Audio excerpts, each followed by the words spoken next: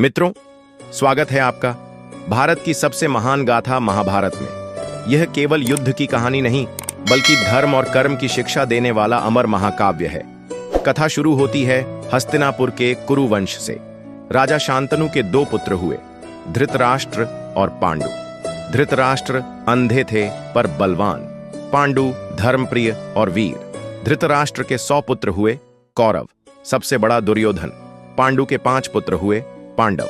यही दो पक्ष आगे चलकर भिड़ने वाले थे, लेकिन असली संघर्ष शुरू हुआ उनकी शिक्षा और बचपन से। यहां से कहानी जुड़ती है अगले भाग से, गुरुकुल और शिक्षा। शिक्षा और स्वयंवर। कौरव और पांडव ने गुरु द्रोणाचार्य से शस्त्र विद्या सीखी। अर्जुन बने अद्वितीय धनुर्धर, भीम बलशाली, दुर्योधन गदा कुशल पर भीतर से ईर्ष्यालु। यहीं से उनके मन में पांडवों के प्रति द्वेष पनपने लगा। समय बीता और आई राजकुमारी द्रौपदी का स्वयंवर। शर्त थी घूमती मछली की आंख पर तीर लगाना। सब असफल रहे, पर अर्जुन ने एकाग्रता से निशाना साधा और द्रौपदी पांडवों की पत्नी बनी। लेकिन यह सुख ज्यादा दिन टिक न सका, क्योंकि दुर्योधन और शकुनी ने रचा एक षड्यंत्र के तहत जुए का खेल हुआ। युधिष्ठिर ने अपना सब कुछ दांव पर लगा दिया, राज्य, भाई और अंततः द्रौपदी। सभा में द्रौपदी का अपमान हुआ।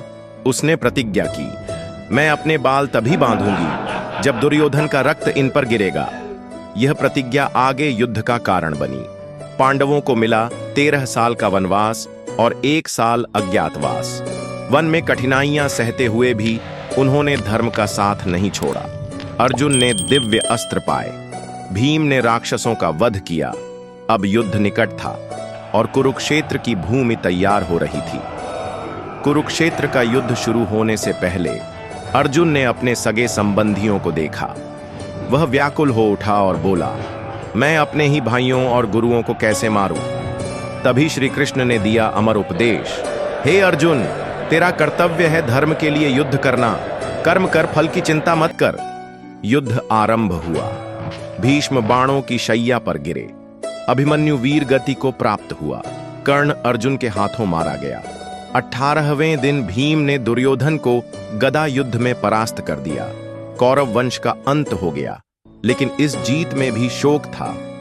पांडव विजयी हुए, पर चारों ओर श्मशान जैसी निस्तब्धता थी। युधिष्ठिर ने राजगद्दी पाई, पर मन कभी प्रसन्न न रहा। अंततः 5 भाई और द्रौपदी महाप्रस्थान के लिए हिमालय की ओर बढ़े। रास्ते में सब एक एक कर गिरते गए, केवल युधिष्ठिर जीवित स्वर्ग पहुंचे। महाभारत हमें यही सिखाता है, धर्म की राह कठिन है, पर विजय उसी की होती है। लोभ और अहंकार से केवल विनाश मिलता है।